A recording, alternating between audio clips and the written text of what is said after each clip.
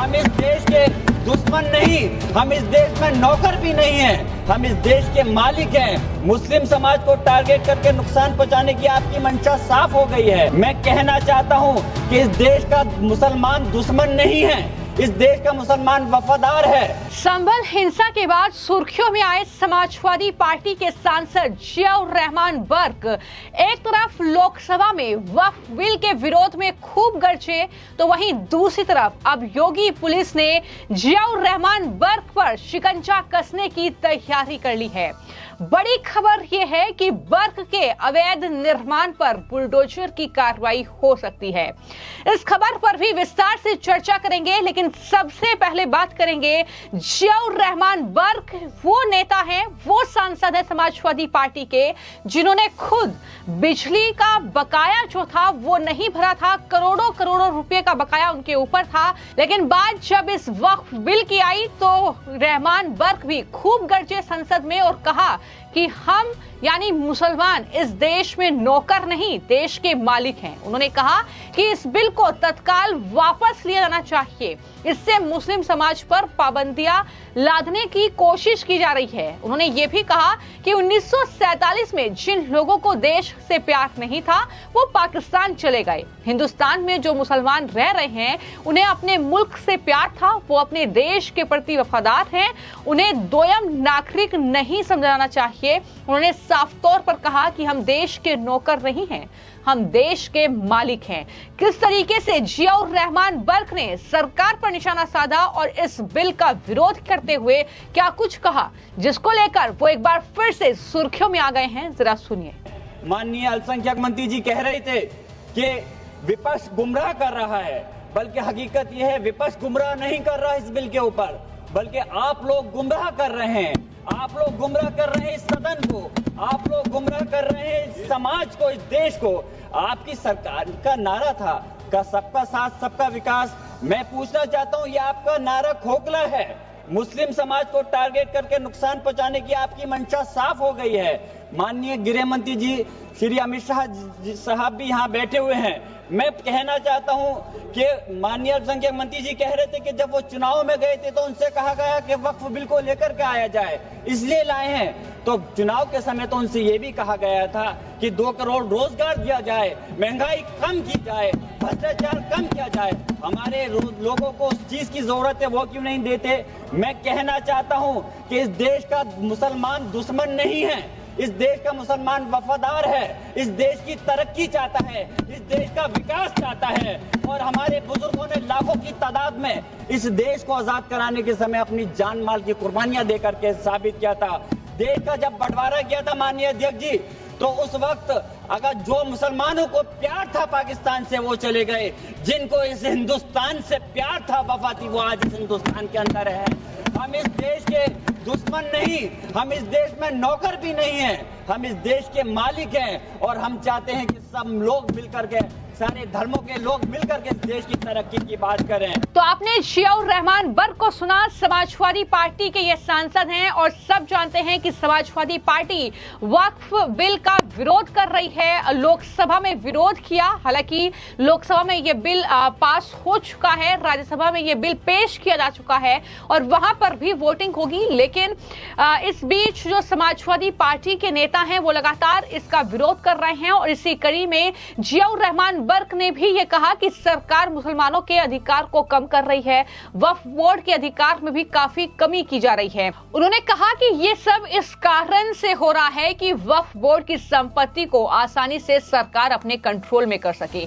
ये तमाम बातें जियाउर रहमान बर्क की तरफ से कही गई हैं। हालांकि जब उन्होंने ये बयान संसद में दिया, लोकसभा में ये बयान दिया, तो उसके बाद लोगों ने उन्हें घेरना शुरू किया और कहा कि आप तो संविधान का पालन ही नहीं करते हैं।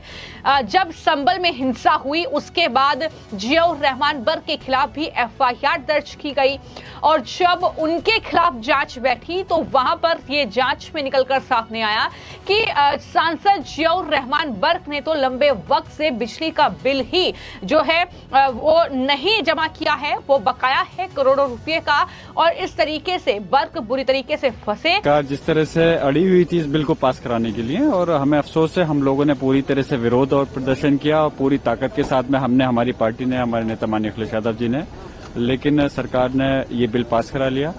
और आने वाले समय के अंदर जब पुराने समय को याद किया जाएगा तो इस इतिहास को लोग माफ नहीं करेंगे कि किस प्रकार से इस बिल को पास कराया गया। क्या हित में है, मैं पूछना चाह रहा हूं। अगर ये हित में है तो फिर सरकार को समझाने के प्रयास की जरूरत ही क्यों पड़ रही है? अगर ये हित में है तो ऐसी चीज सामने ही क्यों आई कि क्यों लोगों को, सरकार को ये समझाना पड़ रहा है कि ये उनके विरोध में नहीं है, उनके हित में है? और अगर हित में है तो बताएं, क्या महिलाओं की जहां तक बात है, महिला पहले से उसके अंदर 2 महिलाओं का पहले से है और उससे ज्यादा भी हो सकती हैं, तो कौन सा नया तीर मार दिया सरकार ने? उन महिलाओं को क्या सम्मान दिया है?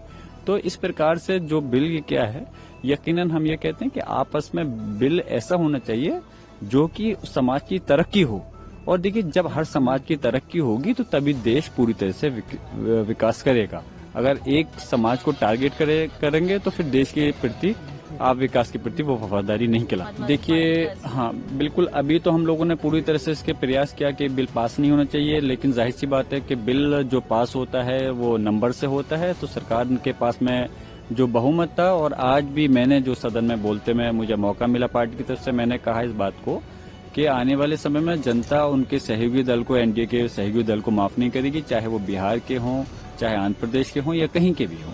तो इसलिए और अब राज्यसभा में आएगा तो पूरा प्रयास करेंगे कि वो उसको वहां रोक सके। अदरवाइज अगर पास होता है तो उसके बाद में हम इसकी लड़ाई को, जो हमारी तंजीमें हैं समाज की, जो जिस तरह से इसको लड़ना चाहती हैं, सड़क पर लड़ना चाहती हैं, तो हम तब भी साथ रहेंगे और जरूरत पड़ेगी तो न्यायालय भी जाए। कोई सपोर्ट नहीं कर रहा। देखिए, जहां तक बात है मिसाल के तौर पर कि अगर कहीं 95% अगर किसी चीज में कहीं वोट समर्थन में है या किसी चीज के विरोध में है तो लगभग वो 100% के ही कहलाते हैं। और मैं इस बिल में मैं गारंटी के साथ में कहता हूँ, हमारे समाज का आप 1% तो छोड़िए, कुछ % भी लोग मुश्किल से साथ हो पाएंगे इस बिल के, क्योंकि जाहिर सी इस बिल को क्लियर है, ये बिल जो है हमारे समाज को तोड़ना और कमजोर करने के लिए लाया गया। वहीं पर दूसरी तरफ जियाउर रहमान वर्क की मुश्किलें बढ़ने वाली हैं और खबर यह है कि उनके अवैध निर्माण पर बुलडोजर एक्शन की तैयारी शुरू हो गई है। दरअसल खबर यह है कि संभल में जियाउर रहमान वर्क के मकान की जो रिपोर्ट थी वो एसडीएम को सौंप दी गई है। यानी उनके मकान को लेकर जांच बैठाई गई थी। 2 सदस्यीय कमेटी का गठन किया गया था जिसमें यह देखना था कि क्या जो जियाउर रहमान वर्क का घर है जो कि दीपा सराय मोहल्ले में है, वहां पर जो निर्माण है क्या वो अवैध कब्जा करके किया गया है, क्या वो सरकारी और सार्वजनिक जमीन पर किया गया है। तो अब जाकर ये जो रिपोर्ट है ये एसडीएम वंदना को सौंप दी गई है और इस रिपोर्ट में ये खुलासा हो रहा है कि जो जियाउर रहमान वर्क का जो घर है वो अवैध कब्जा करके बनाया गया है, उसका कुछ हिस्सा। तो ऐसे में ये समझा जा रहा है कि अब ये हो सकता है कि वर्क के घर पर बुलडोजर की कार्रवाई हो। हालांकि अवैध निर्माण कमेटी ने इस बात की पुष्टि कर दी है और कहा है कि 5 अप्रैल को एसडीएम की जो अदालत होगी वो इस पर फैसला लेगी। आपको जानकारी दे दूं कि बीते दिनों वर्क के मकान की पैमाइश की गई थी और ये देखा गया था कि क्या मकान अवैध रूप से बना है, क्या सरकारी या सार्वजनिक जमीन पर कब्जा करके ये मकान बनाया गया है। और उसके बाद ये रिपोर्ट अब सामने आई है जिसमें यह बड़ा खुलासा हुआ है कि अवैध कब्जा करके ही ये मकान बना है। तो ऐसे में अब जियाउर रहमान वर्क जो हैं वो बुलडोजर एक्शन के लिए तैयार हो जाएं, ये कहीं ना कहीं लोग अब कह रहे हैं। क्योंकि हमने देखा कि किस तरीके से संभल में जब हिंसा भड़की उसके बाद न सिर्फ उपद्रवियों पर शिकंजा कसने के लिए बल्कि जो अवैध निर्माण किया गया है, जो अतिक्रमण वहां पर किया गया है, उस पर बुलडोजर की कार्रवाई हुई। और एक बार फिर से कुछ ऐसी ही तस्वीर जो है वो संभल में देखने को मिल सकती है जहां पर सांसद जियाउर रहमान वर्क के